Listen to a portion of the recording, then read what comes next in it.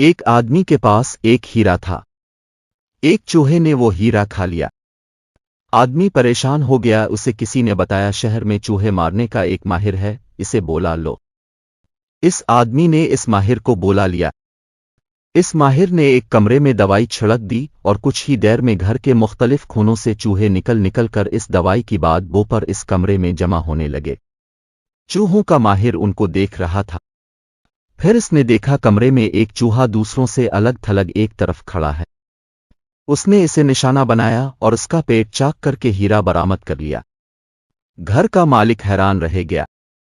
اس نے چوہوں کے ماہر سے پوچھا، آخر تمہیں کیسے پتا چلا ہیرا اسی چوہے کے پیٹ میں ہے؟